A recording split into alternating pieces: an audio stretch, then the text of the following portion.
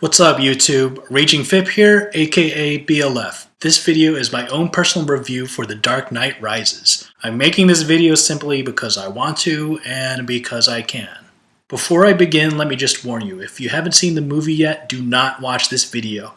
I'm going to be talking about things that happen throughout the whole film, and it's just going to ruin everything for you. I think that's pretty obvious though. So if you haven't seen the movie, I urge you not to watch this video. Also, let me say that I was ad-libbing this video, but I was doing a horrible job at it, and I'm much better expressing myself in written form. I am a visual person after all. So instead of just talking off the top of my head, I'm just going to read this document that I just typed out before recording this. Anyway, The Dark Knight Rises came out a week ago on Friday, July 20th, 2012. Today is Friday, July 26th, and I've already seen the movie twice. I saw it on the second day it came out on Saturday, and then I saw it again the very next day on Sunday. First, let me start off by saying that I know a lot of people are going to dislike and disagree with a lot of things I have to say about the movie.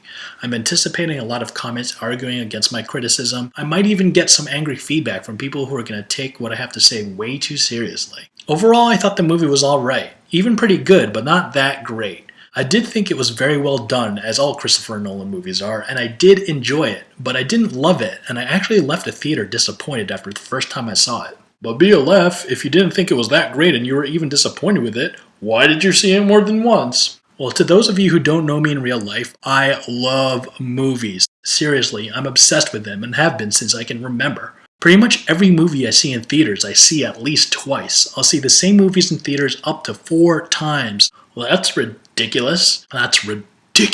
That's ridiculous. The last movie I saw in the theaters 4 times was The Avengers. The last movie before that I saw 4 times in the theaters was The Hunger Games, and I didn't even think it was that great. Although I do have a completely irrational and gigantic crush on Jennifer Lawrence. So even if I won't even really like a movie that much, if I think it was at least alright and pretty entertaining, most likely I'll see it twice. I like giving movies a second chance. A lot of times I find myself liking a movie more the second time around, and there are a lot of movies I like better the more I watch them. This is because I understand the characters better and what they're all about, so I'll grow a deeper connection with them, which lets me relate to them and all their emotions much more easily. I'll also have a better understanding of the movie in general, because I might not have caught every single thing that happens the first time around. Also, after seeing a movie more than once, my expectations can no longer be disappointed because I already know what to expect, so I can just relax and enjoy the movie for what it is instead of anticipating what may or may not happen.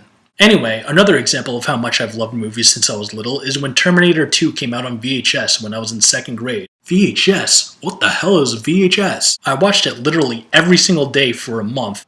Every single day! I memorized every single word of the movie from start to finish. Come with me if you want to live. In 2nd grade. There are a lot of curse words in that movie. I also memorized every single word to The Lion King in 4th grade. I'm surrounded by idiots. Just look at my DVD collection. This isn't even all my DVDs. I have more, I just can't fit them all in here. Not to mention, I graduated from Caine University with a BA in film and media. Anyway, I was probably disappointed with The Dark Knight Rises because the movie was hyped up a ton in my mind and then I had super high expectations for it. I was pretty much expecting it to be perfect. 1, because of Christopher Nolan and The Dark Knight, as in the second movie in the Dark Knight trilogy. That movie was pure genius captured on film. Between Heath Ledger's phenomenal performance as the Joker, the brilliantly written script, great performances from the rest of the incredible cast, all under Christopher Nolan's direction, that movie I would say is probably the most well done and one of the best, if not the best, superhero movie of all time. Now, I know it would be extremely difficult to top that, but I really was expecting The Dark Knight Rises to be just as good or even better. But I didn't think it was. You may disagree and that's fine, but I could go on forever and make a completely entire new video comparing the two and explaining why I think The Dark Knight Rises isn't as good as The Dark Knight. 2. Another reason my expectations were super high for The Dark Knight Rises is because before I saw it for the first time, a ton of my friends on Facebook who already saw it posted all about it in their Facebook statuses, which hyped up my expectations even more. I tried avoiding reading all these statuses, but I got the gist that everyone loved the movie. Oh my god, it was the greatest thing I've I've ever seen. Again, overall, I thought it was pretty good, and I did enjoy it a little bit more the second time around. As I've mentioned before, this tends to happen with me in most movies. Alright, before all you hardcore Batman lovers attack me with your homemade batarangs and utility belts, let me talk about the things I did like about the movie. 1. Christopher Nolan. As with pretty much all of Nolan's movies, The Dark Knight Rises was very smartly written. All the characters had a lot of depth, Bruce Wayne had just as many psychological obstacles to overcome as physical ones, and the history of Bane, Talia, and Ra's al Ghul was also cleverly tied in. The way the movie was written, the way it looked, and the way it was filmed just makes it much more realistic and plausible than pretty much every other comic book superhero movie or any action-adventure movie in general. Because of this, even though I was disappointed with the film, I still admit that it's leagues beyond most other superhero movies in terms of how well it's done. 2. The soundtrack. As he always does, Hans Zimmer makes great music, which always perfectly complements the visuals of a movie and evokes strong emotions. His music made Bane simply walking look like the most badass thing ever, and Batman just standing there seemed like the most epic thing ever.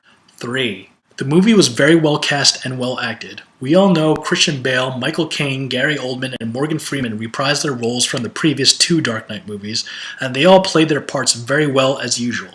But for me, besides Batman, the most exciting characters to watch in this latest film were the new ones. Joseph Gordon-Levitt as Officer Blake, Anne Hathaway as Selina Kyle / Catwoman, and of course, Tom Hardy as Bane!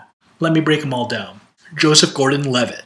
I did have a feeling the whole time since the trailers came out that he was supposed to be Robin, by the way. Although the story is completely inaccurate from the original comic books, I thought the character of Officer Blake was a cooler, more realistic version of Batman's sidekick. No red and green spandex costume, no trapeze flying family, no cheesy lines. Holy guacamole, Batman! Just a determined, virtuous cop helping out Batman and giving him a hand here and there. And Joseph Gordon-Levitt played the part well. Now, I was never a hardcore Batman comic book fan growing up, but if I was, maybe I would be more annoyed by the inaccuracy of Robin's story in the film than I really am, but I'm not, so let's move on. Anne Hathaway. Although I feel like Catwoman could have had a more significant role, especially towards the end of the movie, I thought Anne Hathaway played the part very well. The way she talked, the way she moved, her mannerisms really captured the character of Catwoman and made her an exciting character to watch. Tom Hardy. As it was in The Dark Knight, the main antagonist in The Dark Knight Rises takes the cake for the most intriguing character in the film. Although his performance wasn't as impressive and remarkable as Heath Ledger's as the Joker, Tom Hardy as Bane was definitely captivating throughout the whole film and just plain badass. His body language, his voice, his performance overall was fantastic. And Marion Cotillard as Miranda Tate / Talia al Ghul was alright too. Okay, those were most of the good things I liked about the movie. Now let me talk about the bad things I thought about the movie and why exactly I was disappointed with it besides having super high expectations.